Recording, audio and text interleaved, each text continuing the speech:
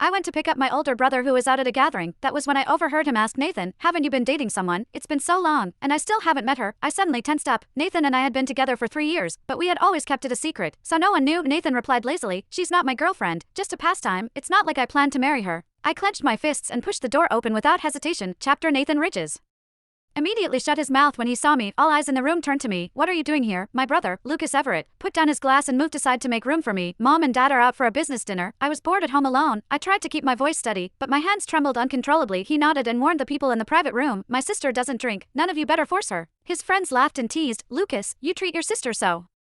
Well, what will you do when she gets a boyfriend? Lucas rolled his eyes with a grin. He'll have to check him out thoroughly. Not just any man is good enough for her. The group burst into laughter. What kind of man would be good enough, then? Do any of us qualify? Lucas glanced around the room, then jokingly settled his gaze on Nathan, who had been silent the whole time. I guess only Nathan barely makes the cut. But he doesn't even take his girlfriend seriously. No way I'm letting my sister date him. Lucas was joking, but Nathan's expression was stiff. He turned to glance at me, then quickly looked away. Don't joke around. I see Sienna as a sister. I stared at the side of Nathan's face, feeling an unbearable pain in my heart. Noticing my gaze, Lucas waved his hand in front of me. Sienna, why are you staring at Nathan like that? I quickly lowered my head and took a sip of water to cover my panic. The others continued with their teasing. Sienna, sure, Nathan is good looking, but he's a total player.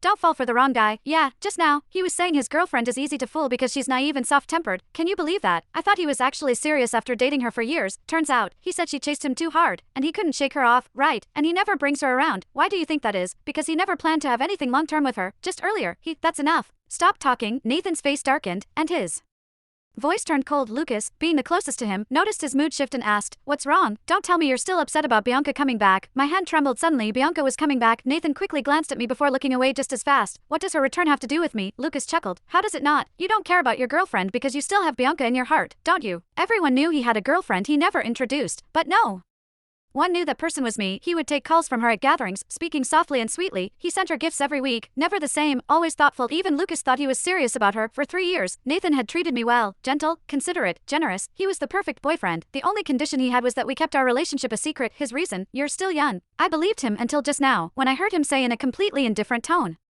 that I was nothing more than a pastime to him, just a pastime. Chapter I really couldn't stay any longer, so I made an excuse to go to the restroom. I had barely stepped out when Nathan followed me. The warmth in his eyes from before was gone, replaced by an unreadable mix of cold indifference. My eyes stung, and before I could stop them, tears started falling. I couldn't believe it. I couldn't accept that the man in front of me had only ever seen me as a pastime. Sienna, my heart trembled. He was calling me by my full name now. He looked at me, raising a hand as if to wipe away my tears, but I turned my face away to avoid him. I'm sorry. Just 3 simple words, yet they made everything between us clear. Nathan had been abroad for over a month. I had missed him so much that I couldn't even wait until the next day, so I had rushed over excitedly to join his friend's gathering. I never expected to uncover such a cruel truth.